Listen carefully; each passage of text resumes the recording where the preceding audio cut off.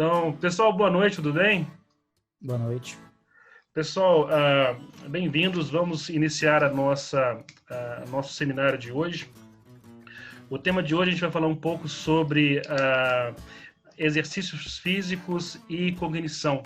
A gente vai buscar entender como fatores que são liberados no sangue durante os exercícios físicos podem influenciar positivamente o cérebro, tanto de animais quanto de humanos. Gustavo, tudo bem? Tudo tranquilo, professor. A apresentação de hoje vai ser com o Gustavo. Gustavo, pode começar. Obrigado.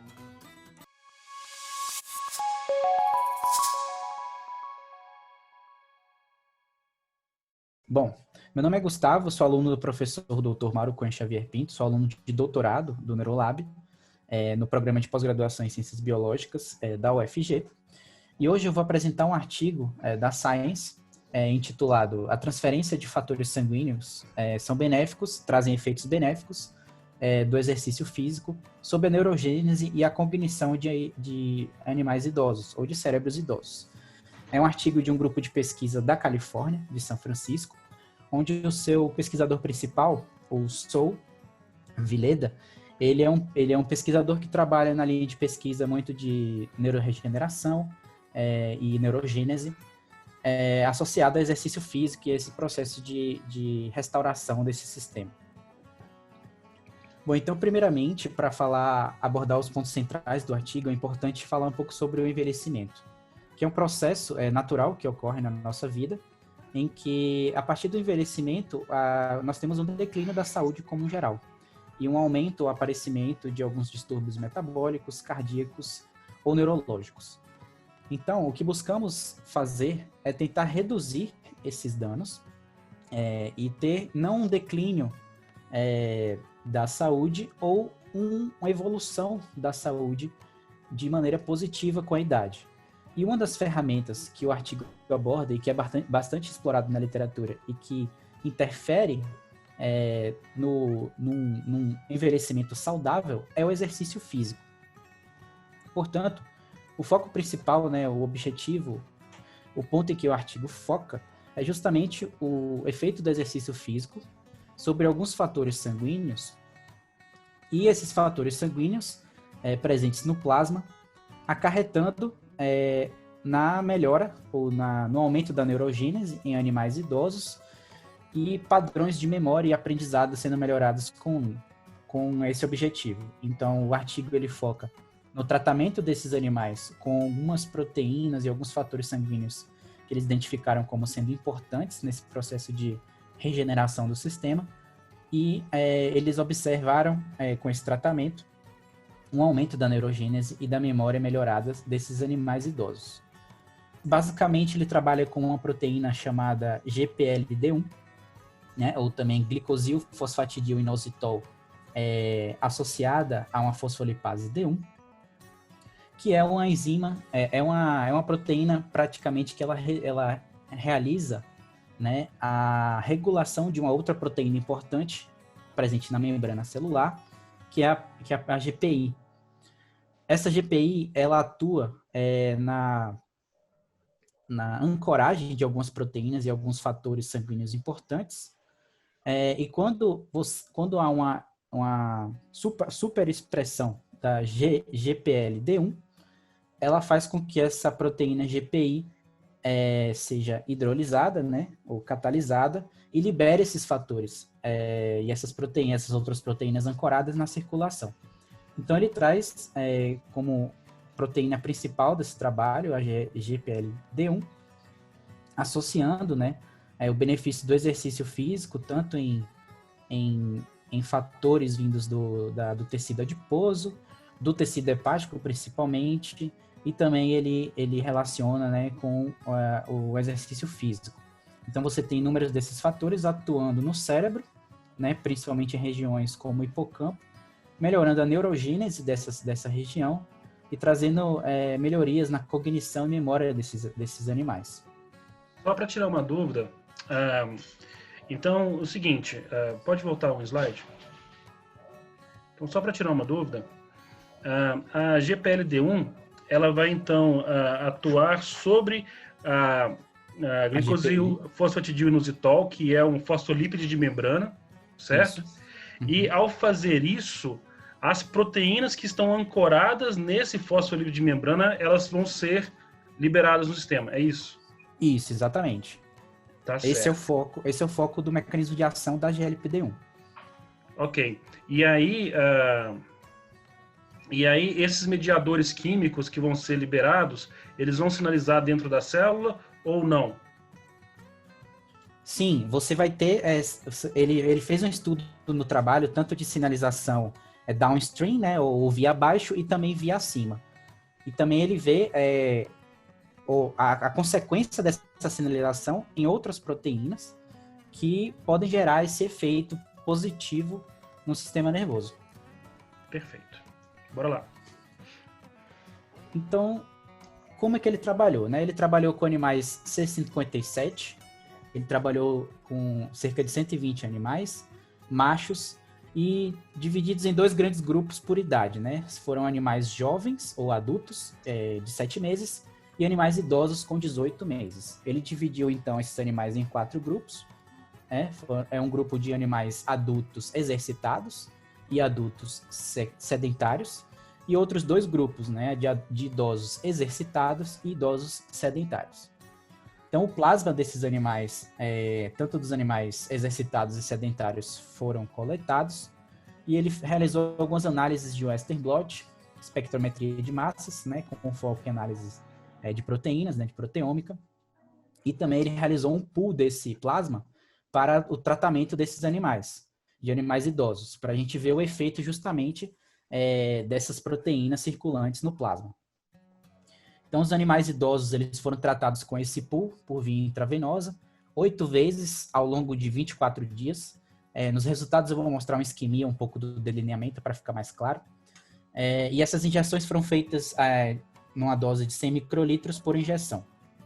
Também os animais foram tratados concomitantemente com BRDU, que é um marcador nuclear. Vou falar um pouquinho mais para frente também. Numa dose de 50 miligramas por quilo por via intraperitoneal, uma vez ao dia, durante 5 dias. Também, para outros experimentos, ele tratou esses animais com esses plasmídeos para a expressão do GLP-1 e do GFP, que foi uma proteína fluorescente que ele usou como controle, numa dose de 5 microgramas diluídos em 3 ml de salina. Ele realizou também alguns experimentos comportamentais para análise de memória e aprendizado, como o labirinto aquático radial, o medo condicionado ao contexto, ou medo condicionante, o labirinto em Y e o norte. Ele realizou também algumas análises de imunohistoquímica, marcando as células da região do giro denteado, do hipocampo desses animais, marcando as células com DCX, uma proteína associada ao microtúbulo e também responsável por um processo de migração neuronal. Foi marcado também esses neurônios com NIU-N, é um marcador de neurônio. O BRDU, como eu tinha falado antes, o marcador nuclear. O SOX2 também foi utilizado para marcação de autorrenovação e pluripotência neural. Foi também feita a marcação de astrócitos, né, com GFAP. E também o DAP, que é um outro marcador fluorescente nuclear. Algumas análises também de PCR quantitativo e Western blot e espectrometria de massas com o intuito da proteômica foram feitas, como eu tinha citado, eu vou falar um pouco mais para frente dos resultados. Também foram feitos experimentos em cultura celular com essa cepa de células lente X293T, ou seja, são células REC 293, né, transfectadas com lentivírus, para a expressão de algumas proteínas de interesse. Foram feitos esses testes in vitro. E também eles tiveram acesso a algumas amostras de plasma de humanos, né, de 20 indivíduos idosos, sendo 10 exercitados e 10 sedentários, sendo que dentro desses grupos você tinha 5 homens e 5 mulheres. Bom, vamos aos resultados então. O primeiro resultado, ele quis mostrar basicamente que os animais tratados, né, com o plasma sanguíneo de animais exercitados ou sedentários, impactava, né, em resultados de análises celulares e moleculares e no comportamento desses animais. Então, os animais foram exercitados por cerca de 6 semanas esse plasma desses animais sedentários ou exercitados foi coletado, e um animal idoso naive foi tratado com esse plasma, naquela aplicação que eu falei de 8 vezes, né, no período de 24 dias, concomitantemente com a aplicação do BRDU para marcação das células. Foi realizado os testes comportamentais do labirinto radial aquático, ou seja, é um labirinto radial, né, ele tem um labirinto com braços radiais, e nesse caso ele também acoplado, né, ou ele está dentro de um water maze, né, ou um labirinto aquático. Ou seja, você condiciona por alguma recompensa o animal a entrar em um braço e você contabiliza os erros desse animal, né, até ele aprender aí no braço correto, no braço da recompensa. E daí você avalia os erros que esses animais cometem. Eles também fizeram o teste que eu falei do medo condicionado, que é basicamente uma gaiola em que você tem um aparato sonoro e um aparato elétrico, né, que dá um choque no animal. Então você tem o primeiro estímulo sonoro, depois você tem o choque, e você tem o registro do freezing, né, desse animal, do quanto que ele reage a esse estímulo. E você, posteriormente, eles fizeram as análises celulares e moleculares. Bom, na figura B, a gente pode ver, então, a marcação do giro denteado desses animais com algumas marcações específicas. Aqui nessa primeira imagem, então, você pode ver essa primeira coluna, os animais que foram tratados com plasma de animais sedentários, e aqui os animais tratados com plasma de animais exercitados, onde você pode ver nessa primeira figura a marcação tripla de GFAP, SOX2 e DAP, mostrando que não houve diferença significativa na marcação, né? Aqui um gráfico quantitativo mostrando, comparando os sedentários, os animais tratados com plasma de animais sedentários e exercitados, mostrando que não houve diferença significativa nessa marcação com GFAP no giro denteado. Já nessa segunda figura, você vê a marcação de DCX, né, aquela marcação que eu falei de migração celular, e aqui você consegue ver, né, essa marcação de DCX positiva significativamente aumentada nos animais que foram tratados com plasma de animais exercitados. E também aqui nós vemos a marcação com NUN dos neurônios presentes no giro denteado, mostrando que também houve um aumento significativo dessa marcação em animais que receberam soro de animais exercitados. Um outro fator importante que ele verificou também foi a expressão do BDNF, né, que é um fator neurotrófico derivado do cérebro, bastante estudado na literatura, e que nós já temos dados de que o exercício físico ele traz o aumento da expressão do BDNF. Então ele verificou por um blot, né, a expressão do BDNF, e viu que os animais que foram tratados com o soro de animais exercitados também teve um aumento significativo na expressão dessa proteína. Então, juntos, esses dados, eles indicam que a administração sistêmica do plasma de animais idosos exercitados pode transferir o efeito benéfico do exercício, a princípio, sobre a capacidade regenerativa no hipocampo idoso. Então, no artigo, muitas vezes, ele fala no aspecto de ocorrer uma melhora da neurogênese, mas ele também fala muito dessa capacidade regenerativa dessa região cerebral desses animais. Aqui, avaliando, então, os comportamentos realizados, então aqui nós temos o labirinto radial aquático, mostrando que aqui o eixo X, ele mostra os trials, que na verdade foram 10 blocos, e cada bloco desses foram composto de 3 trials, divididos em 2 dias. Então, você vê a evolução dos animais, né, pela quantidade de erros, à medida que aumentam os trials. Logicamente, a gente sabe que quando a gente realiza um teste de aprendizado, à medida que a gente repete, né, à medida que a gente faz os trials, a tendência é que os erros diminuam. E isso a gente pode perceber em ambos os animais tratados com o plasma de animais sedentários ou o plasma de animais exercitados. Mas vale destacar que o impacto maior, ou seja, a redução maior desses erros cometidos no teste, foram observados em animais que receberam o plasma dos animais que fizeram exercício físico, mostrando mais uma vez que o exercício físico está contribuindo para reduzir, nesse caso, esse padrão comportamental, melhorando a aprendizagem e a memória desses animais. O outro teste que foi feito, então, foi o do medo condicionante. Aqui nós temos na figura F o baseline, né? Ou seja, um freezing registrado sem o estímulo. Então você tem os níveis basais. Você tem um freezing no primeiro dia do teste, que é feito com contexto. Então você tem o estímulo sonoro e logo depois você tem o choque. E aqui mostrando que os animais que foram tratados com soro de animais exercitados, eles tiveram uma maior índice nesse freezing. O que a gente pode tirar desse freeze é, então, que como isso ocorreu no primeiro dia, né, no dia do contexto, então talvez o plasma desses animais fez com que a retenção, não a retenção da memória, mas o início dessa memória, né, fosse melhorado com esse freezing aumentado. E já aqui, no segundo dia, você vê que a retenção justamente da memória, ela também é aparentemente um pouco reduzida, mas não significante, né, ao nível dos animais sedentários, a retenção não é prejudicada. Com isso, a gente estabelece que com esses dados comportamentais, o tratamento com o plasma de animais exercitados pode melhorar as deficiências na aprendizagem e memória que estão dependentes do hipocampo. Bom, a partir disso, então, a partir do tratamento desses animais com plasma de animais exercitados e sedentários, ele submeteu o plasma desses animais tratados a uma análise de proteômica por LC-MS. E daí ele verificou que algumas proteínas, né, surgiram ao longo desse processo, dessa análise, e dentre as proteínas comuns entre animais idosos e sedentários adultos e idosos e sedentários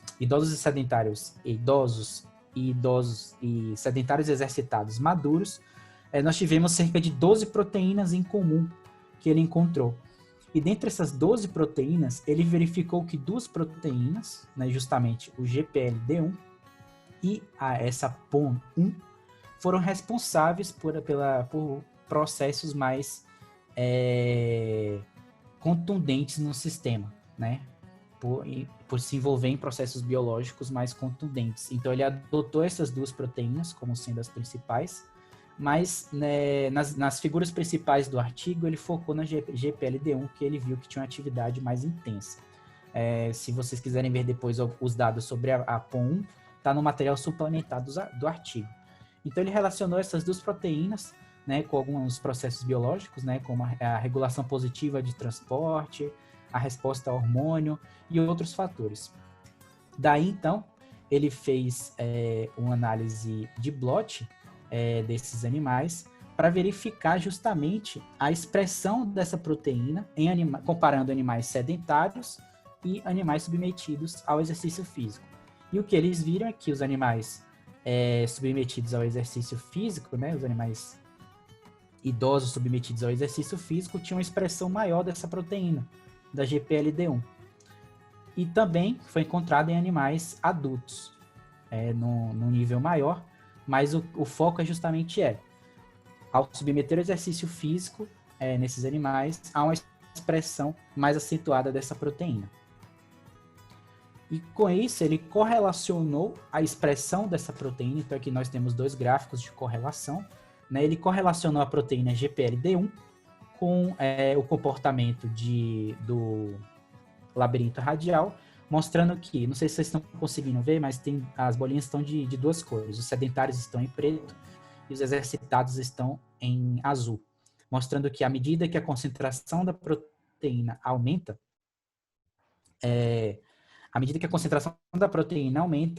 os erros observados no teste diminuem, né? Uma correlação positiva.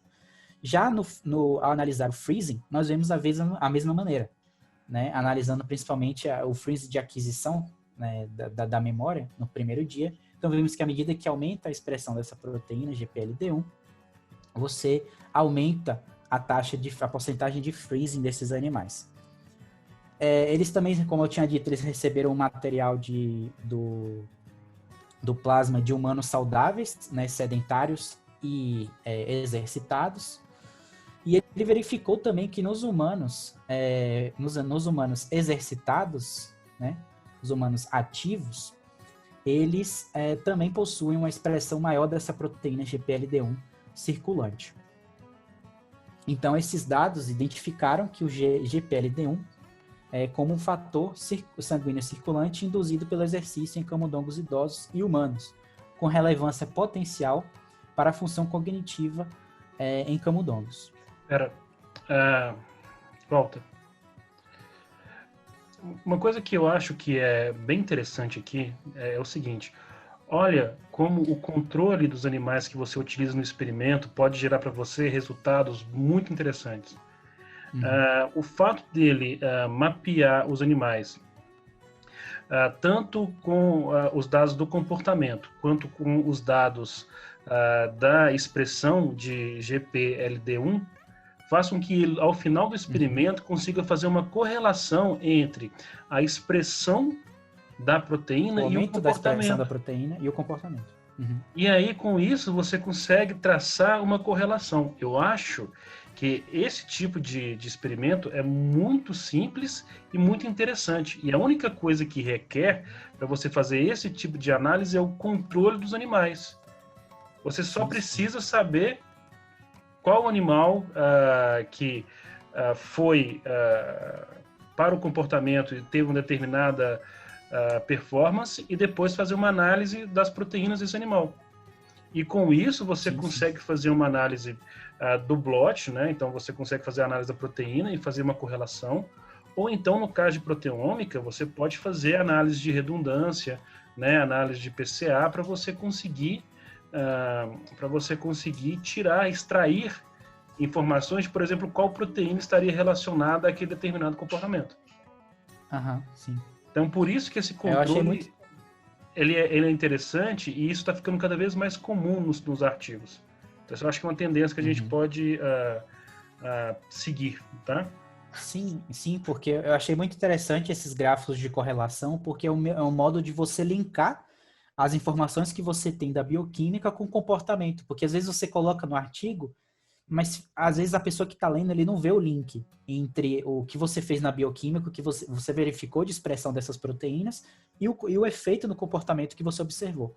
Perfeito. Então você relaciona o fenômeno que você observou com a expressão da proteína que você está focando. Então eu achei muito interessante esses gráficos de correlação. E com precisão matemática, né? Sim. Então eu acho que isso é bem interessante, eu acho que é uma coisa que a gente pode adotar, viu? Anotem aí. Tá bom? Então, pode continuar.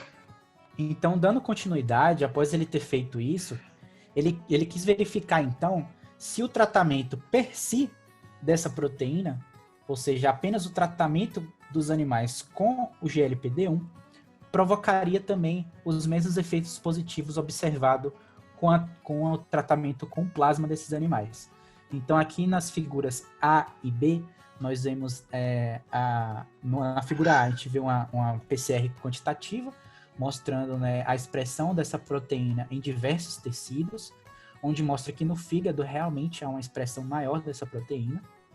E aqui a quantificação, né, mostrando a expressão relativa dessa proteína no fígado de animais sedentários e de animais submetidos ao exercício físico, onde você vê que os animais submetidos ao exercício físico têm uma expressão maior, né? Só comprovando novamente, né, que a expressão dessa proteína ela é aumentada com o exercício físico. Daí, então, ele fez o tratamento desses animais, como eu tinha dito, com os plasmídeos dessas proteínas. É uma proteína fluorescente que ele utilizou como controle e a proteína GPLD1, para ver o efeito per si dessa proteína. Realizou o teste do labirinto radial aquático, novamente. Dessa vez ele realizou o teste do labirinto do Y-Maze e o teste do norte, né, de reconhecimento de objetos. Ele fez um protocolo de Y-Maze um pouco diferente do que a gente trabalha. É um Y-Maze induzido, né? Então, o que ele fez? Ele considerou um braço de entrada, né, um braço de início do teste, e um braço de treino, né, onde ele condicionou o animal a visitar só aquele braço, deixando o outro braço fechado. E a partir do momento em que ele abre o braço, você consegue mensurar quanto tempo foi gasto do animal no braço novo, né, explorando o braço novo. E no norte ele fez um teste comum que nós fazemos também, que é o reconhecimento de objetos, né? Então você tem um animal ele colocado num aparato onde ele tem acesso a 2 objetos iguais no primeiro momento, e quando você introduz um objeto novo, a tendência é que os animais que não tenham nenhum prejuízo cognitivo explorem mais o objeto novo do que o objeto que ele já explorou anteriormente. Com isso, ele também verifica a expressão da GLP-1, GPLD1 no fígado. Então, ele vê que há diferença significativa entre o controle, que é só o GFP, e o GPLD1, só para mostrar que realmente o modelo dele está induzido, né? Ele conseguiu tratar os animais e ver essa expressão. E aqui ele faz também, na figura E, esse blot, para justamente mostrar, né, que no plasma você está tendo uma superexpressão dessa proteína, mostrando que o controle tratado com o GFP, ele tem um valor mais reduzido do que a proteína, já que ela está superexpressa, só mostrando que o modelo realmente foi induzido. Na figura F, então, nós vemos a marcação de novo no giro denteado desses animais, do hipocampo, e a marcação com GFAP, DCX e NuN, mostrando novamente, o GFAP ele não tem uma diferença significativa entre os animais tratados apenas com controle, com GFP, e os animais tratados com a proteína. Mas no DCX e no NuN nós vemos novamente uma diferença significativa, um aumento significativo na expressão dessa proteína nessa região do hipocampo dos animais. Tanto de células migrantes, né, marcadas por DCX, quanto de neurônios marcados pelo NuN.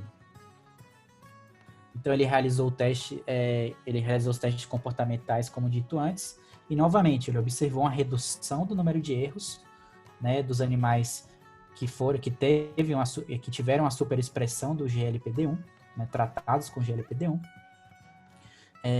uma quantidade de erros extremamente bem mais reduzida do que comparados ao controle.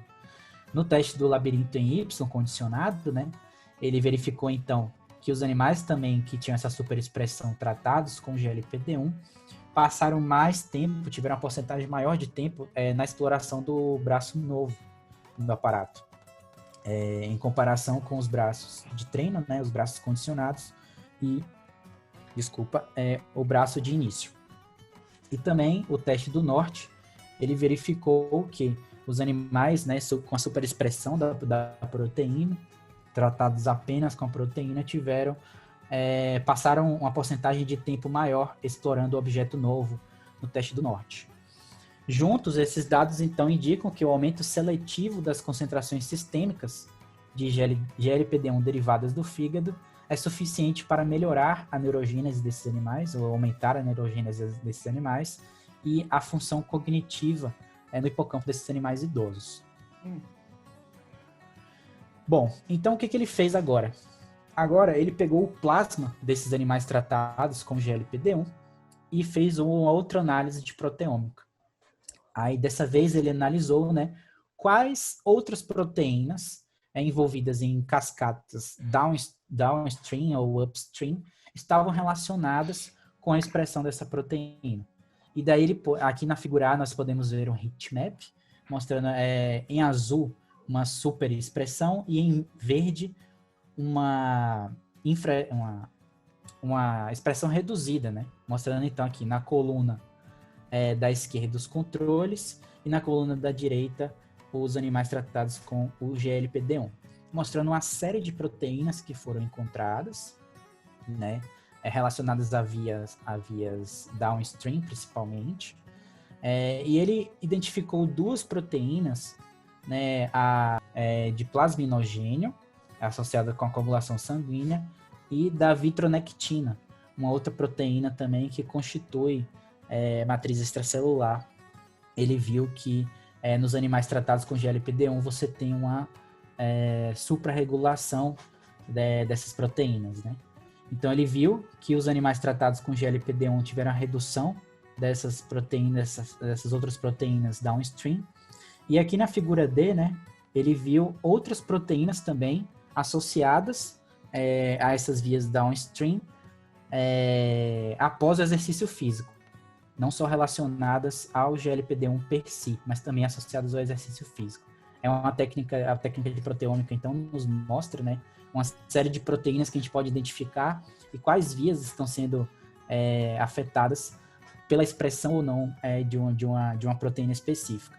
Aqui, então, ele relaciona a expressão do GLP-1 com outros processos celulares e compara essa expressão de outros fatores e outras proteínas relacionadas a processos biológicos com animais idosos submetidos apenas ao exercício.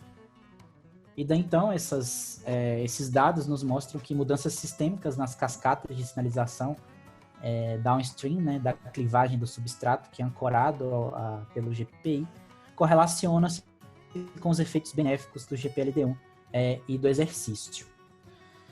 E agora, o que ele fez? Ele, então, a partir desses dados, ele quis ver se quando nós inibimos a atividade enzimática da GLP-1, a gente consegue ver uma redução desses efeitos. Então, o que ele fez? Ele observou que mutações no aminoácido dessas proteínas, né, na histidina 136, 133 e 158, ele conseguia inibir a atividade catalítica do GLP-1. E daí você não via uma atividade dessa enzima. Então aqui ele fez um teste em células, mostrando só a expressão, né, a luminescência relativa dessas células. O controle, aqui nós temos as células que estão expressando GPLD1, então você tem uma captação de luminescência maior, e aqui as células que estão expressando concomitantemente a GLP-1, só que com o aminoácido mutado. E daí você vê que o efeito, né, a luminescência, ela cai. Então você verifica que ele conseguiu, né, fazer essa inibição, digamos assim, da proteína. E daí então ele pegou e tratou os animais. Os controles ele tratou novamente com aquela proteína fluorescente, o GFP, e também tratou os animais com a GLP-1. E animais também tratados com a GLP-1 com essa mutação nesse aminoácido. Só um momento. Então ele realizou o teste de Norte e do labirinto radial aquático e fez as análises celulares. Aqui então ele fez a análise mostrando a expressão, mostrando que a expressão da GLP-1 nos controles, nos animais, mostrando confirmando a expressão e mostrando que a alteração que ele fez, o tratamento que ele fez, ele não alterou na expressão da proteína.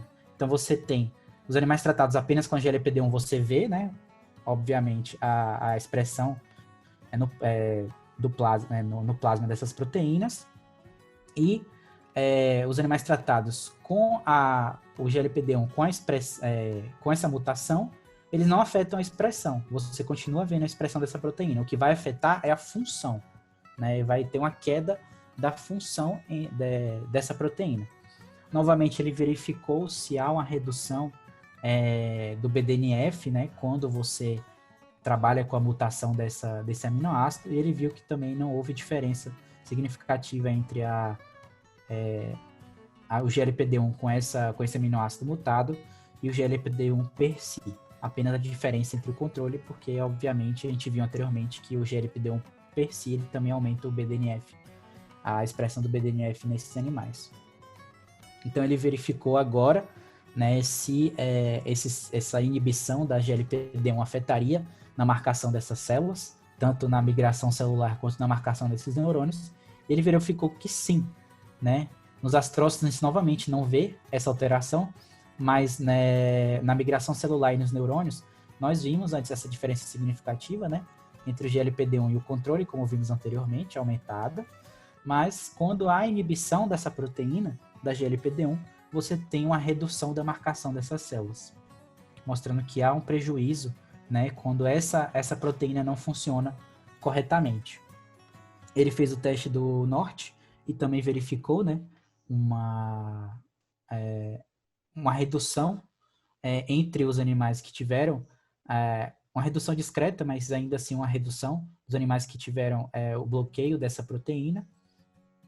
E no teste do labirinto radial, ele também vê que os animais, mesmo com a inibição, reduzem o número de erros, mas ainda assim esse erro, ele não essa diminuição do erro, ele não é superior aos animais que apenas estão expressando a GLPD1 funcional.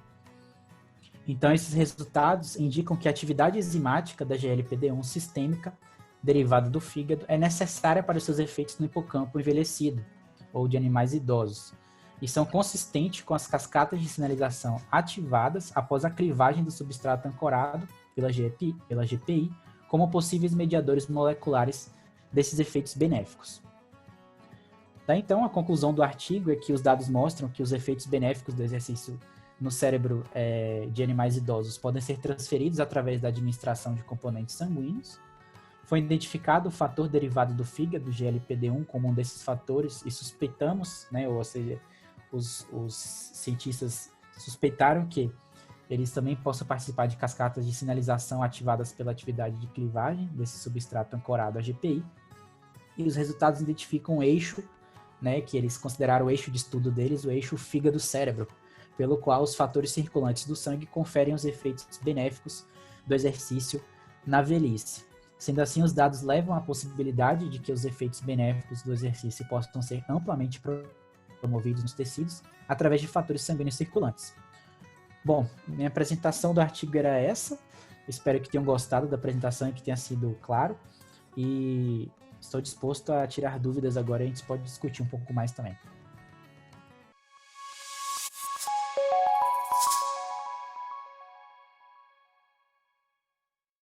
Tudo bem, então, pessoal, boa noite. Vamos, então, agora para a discussão, né? Acho que é a parte mais interessante do artigo. O que vocês acharam do artigo? O que mais chamou a atenção de vocês nesse texto? Uhum.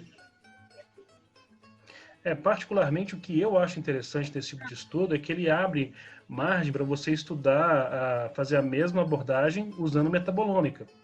Uhum. Porque você poderia utilizar análises metabolômicas para estudar tanto os lipídios quanto outros metabólitos, né?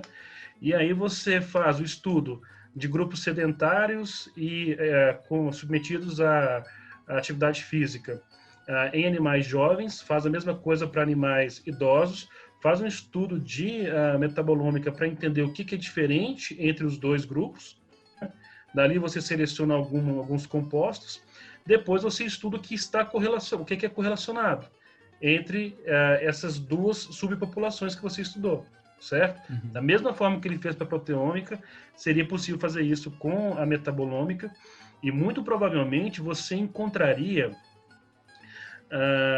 alguns metabólitos e alguns lipídios que vão estar aumentados, né, depois da atividade física e que podem sim levar a um efeito de neurogênese no sistema nervoso central, né? Uhum. Basicamente é igual aquele estudo da irisina e daquele... Perfeito. Perfeito, porque olha que interessante, assim, na realidade o que se busca, né, é tentar entender, né, como alguns fatores podem influenciar o cérebro. No caso do estudo da irisina, você tem um trabalho que ele vai na mesma direção. Então, depois da prática de atividade física, tá? Você tem a produção da irisina, que é liberada na corrente sanguínea, alcança o cérebro e lá ela estimula a produção de BDNF. E o BDNF, que é liberado no cérebro, né, acaba levando a um aumento do processo de neurogênese. Uhum. E uma coisa que é muito importante também, que a gente tem que colocar, é o seguinte: mas esses fatores eles estão no plasma, estão alcançando o cérebro, estimulando a neurogênese? Sim, isso está acontecendo. No entanto, o próprio exercício físico, né, o planejamento da atividade física, a execução da atividade física já estimula uma série de redes neurais e também, por si só, já aumentam, né, o processo de neurogênese. Uhum. Então, na realidade, quando a gente para pensar, né, isso é uma coisa que já está muito bem descrita na literatura, é que é o seguinte: a atividade física aumenta a produção de BDNF no sistema nervoso central. E isso está diretamente associado aos fenômenos de sinaptogênese e ao fenômeno de neurogênese no cérebro. Ou seja, produção de novos neurônios e produção de novas sinapses. E aí, se você trabalha isso em contextos patológicos, seja no modelo de isquemia cerebral, no modelo de Alzheimer, aí você tem essa melhora cognitiva. E aí a ideia desse tipo de artigo é o quê? Pô, mas será que eu consigo tirar ali do plasma de um animal que fez atividade física algum fator que por si só já induza, já potencializa esse fenômeno? Foi o que ele fez, né? Uma coisa que eu acho que é interessante desse artigo é que ele mostrou que, olha, nós temos aqui uma proteína, né, que é produzida ali no fígado e que ela é capaz, sim, de potencializar esse fenômeno que a gente já sabe que acontece. E em momento algum ele está dizendo que, assim, que o fenômeno de neurogênese é dependente da expressão dessa proteína. Não é. Mas ele está falando que, olha, ele pode ser potencializado. Certo? A minha única crítica, assim, em relação ao artigo que eu peguei durante a apresentação foi que ele fez as análises de comportamento, né, nesses animais. Então ele aplicou primeiro. Então ele aplicou primeiro o BRDU, depois ele rodou os comportamentos, fez a eutanásia dos animais e analisou. O que me chama a atenção desse caso em especial é que o próprio comportamento do animal, você colocar um animal para fazer uma tarefa num labirinto radial, você colocar um animal para fazer uma tarefa no norte, já influencia o padrão de neurogênese e sinaptogênese do animal. Sim.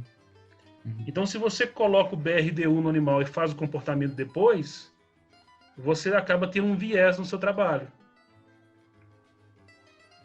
Não estou dizendo que está errado, mas ele poderia ter feito sem o exercício. Estou dizendo que está errado. Ele poderia ter feito sem o comportamento. E aí você teria um experimento mais limpo. Sim, sim. Mas esse viés meio que fica diluído sobre todos os experimentos, né, professor? Sobre todos os grupos. Eu não ouvi. Não? Você pode repetir, Bruno? Tá me ouvindo? Tá me ouvindo agora? Sim, estou te ouvindo. Então, esse viés fica meio que diluído sobre todos os grupos, né? Todos os grupos participaram da mesma rodada. Sim, com certeza. O que eu acho que é interessante aqui é que, como é um artigo da Science, você, quando tem uma hipótese e você quer publicar numa revista de alto impacto, você tem que mostrar de maneiras diferentes que aquilo que você achou e que a sua hipótese, ela, de fato, ela é uma hipótese válida, né? Então, ele não só faz a análise de proteômica. Então, ele fez a análise de proteômica, ele encontrou a proteína. Depois ele isola a proteína e aplica diretamente no sistema e repete os testes. Depois que ele fez isso, ele pega a proteína, modifica ela para que ela não tenha um potencial catalítico, aplique e vê, olha, se não tiver efeito catalítico, eu não vejo aquele efeito. E mostrando depois o ele papel vem... dela realmente, né? Exato, então ele faz várias e várias e várias comprovações. No entanto, se ele está olhando para a neurogênese somente, né? Você está estudando o fenômeno de neurogênese, é sim interessante você fazer o experimento sem interferências. Porque os dados comportamentais, eu não estou nem dizendo, não estou nem criticando, eu acho que o dado comportamental está super válido. Né? E o trabalho ele tem aquele mérito de ainda conseguir fazer correlações, né, entre o dado comportamental e a parte bioquímica. No entanto, né, quando você coloca múltiplos experimentos, imagine só você fazer um experimento às vezes com Cefos, certo? Que marca a atividade de neurônio, depois de você fazer um comportamento animal. Sim, vai brilhar tudo, né? Você vai ter muito mais marcação do que deveria. Certo? A depender do que você está estudando, isso pode interferir, né? Mas, né, o trabalho ele é excelente. Eu estou olhando aqui, deixa eu só... Vocês têm outras questões que vocês querem discutir que eu quero... Só fica uma coisa que eu acabei esquecendo de falar na apresentação. qual foi o exercício físico, né, que os animais foram submetidos. Eles tinham uma rodinha dentro da gaiola e eles faziam exercício voluntário, né, e durante todos os experimentos. E os animais controle eram, no caso dos animais sedentários, eles só tinham um enriquecimento ambiental na caixa, sem a rodinha. Tá, então isso é outro ponto que é importante de se ponderar, é que cada tipo de exercício físico que você submete os animais vão levar à produção e liberação de fatores específicos. Uhum. Então, uma das críticas que aquele trabalho da Erisina tem é exatamente sobre o regime de exercícios físicos, né, que os animais foram submetidos. Então, Induzidos, né? e isso acaba que necessita de posteriores confirmações. Então, por exemplo, se você coloca a roda dentro da caixa e permite o animal ele vai livremente subir na roda e fazer atividade física, ou seja, é um exercício físico voluntário, alguns animais podem fazer mais atividade do que outros, certo? No Sim. entanto, esse tipo de atividade física gera menos estresse. Você pode, então, agora forçar o animal, colocar todos os animais no mesmo regime de atividade física, certo? E aí o que acontece? Você pode colocar esse animal agora, por exemplo, numa esteira para correr, ou colocar esse animal em uma piscina para nadar. Então ele vai ser forçado a fazer uma atividade física. E todos vão fazer a mesma quantidade de atividade física. No entanto, essa atividade tende a ser estressante para o animal. E como ela também é de maior intensidade, outros fatores são também produzidos. E mesmo que você compare a atividade física que ela é feita na esteira com a atividade física que é feita na piscina, você também consegue encontrar alguns fatores que são diferentes. É por isso que quando a gente encontra algum desses fatores, né, como é o caso da GPLD1 ou então da erisina, é sempre interessante você buscar confirmação em outros regimes de exercício físico, né, e também tentar trabalhar com outros modelos de estresse e de dano neuronal.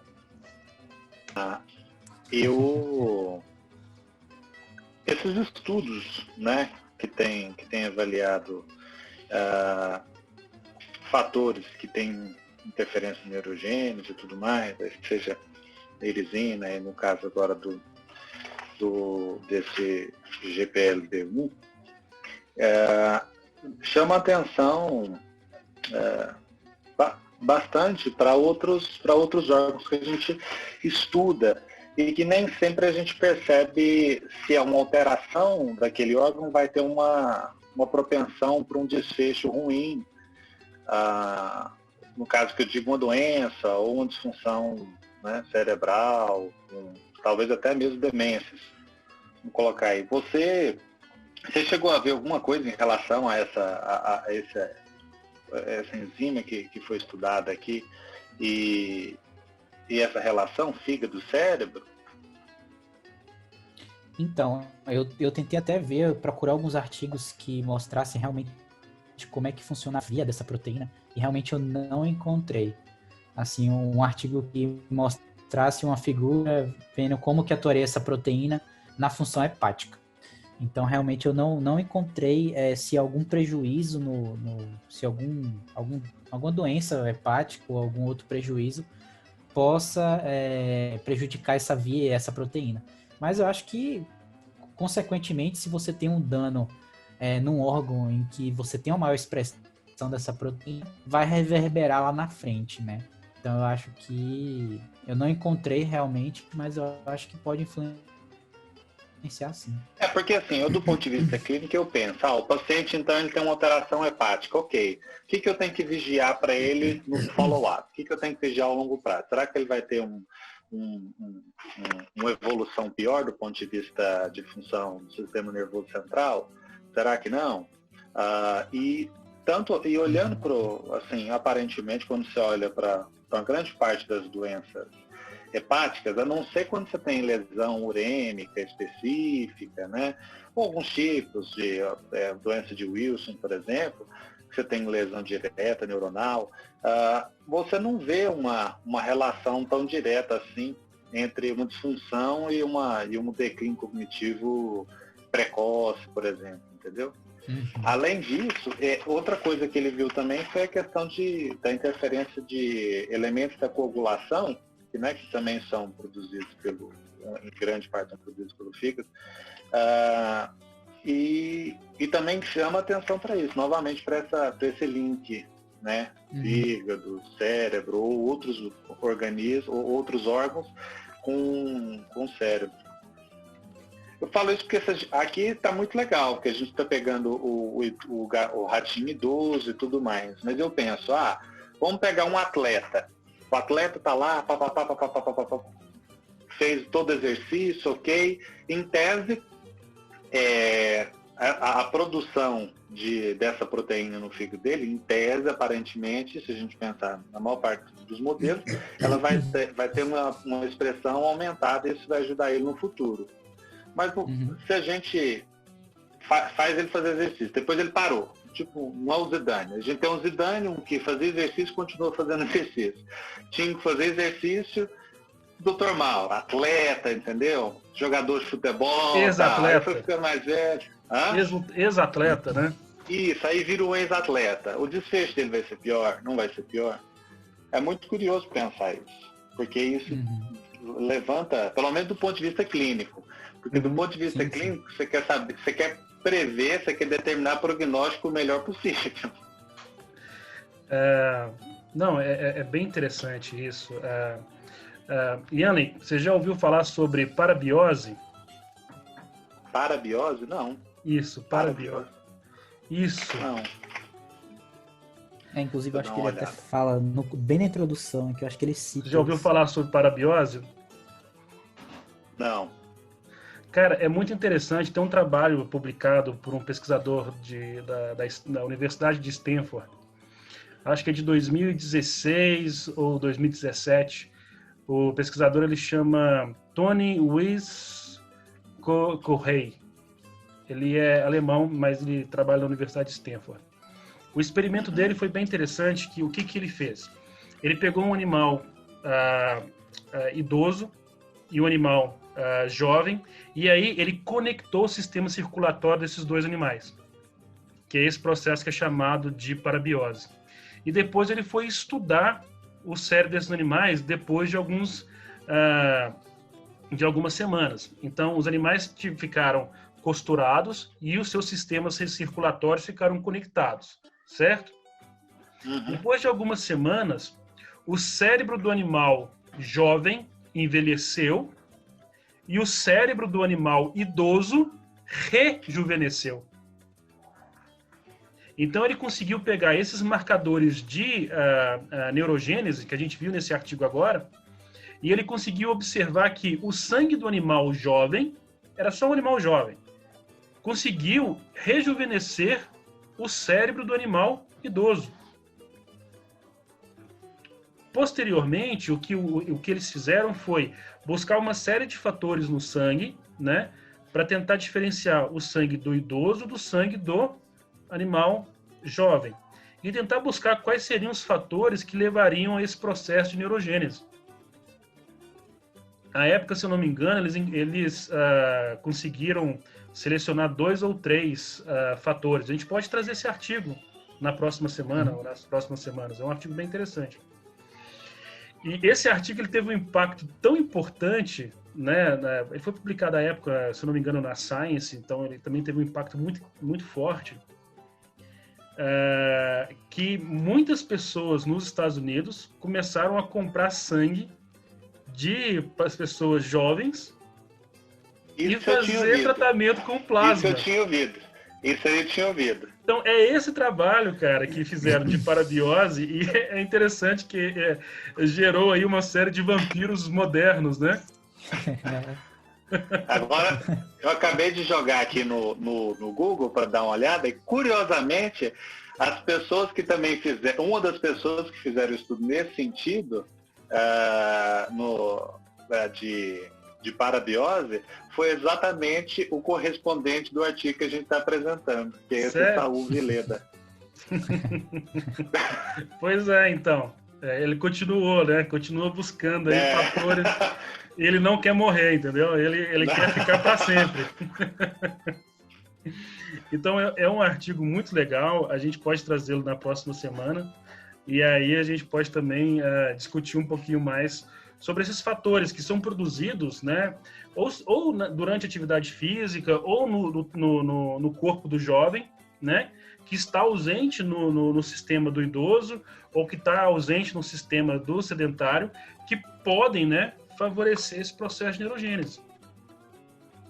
Só lembrando que, assim, se a gente consegue induzir neurogênese nesses sistemas através dessas moléculas, a gente pode aí encontrar moléculas que podem ser utilizadas no tratamento de depressão. Então, se você achar uma molécula que estimula a neurogênese, você pode ter uma ideia interessante de tratamento para a depressão. Isso pode ser muito importante para tratamento de Alzheimer, Parkinson e outras doenças. Demência de um modo geral, né? Sim, demência de maneira geral. E, assim, obviamente, que a depender dos fatores que você encontre, você poderia também ter aí medicamentos que poderiam aumentar a expectativa de vida dos seres humanos. Se não, pelo menos aumentar a qualidade de vida, né? Sim. Então, daí a importância desse estudo. Valeu, professor. Então, pessoal, muito obrigado. A gente se vê semana que vem. Tudo de bom para vocês e se cuidem, tá? Tchau. Boa noite. Boa noite. Até mais, pessoal. Pratiquem exercício. Se cuidem e pratiquem exercício físico. Eu vou lá fazer o meu. E com máscaras e evitando aglomerações. O artigo prova não necessariamente que você precisa de fazer exercício físico. A única coisa que você precisa é do plasma de quem faz exercício físico. Então tá certinho, então, pessoal. Valeu. Tudo de bom.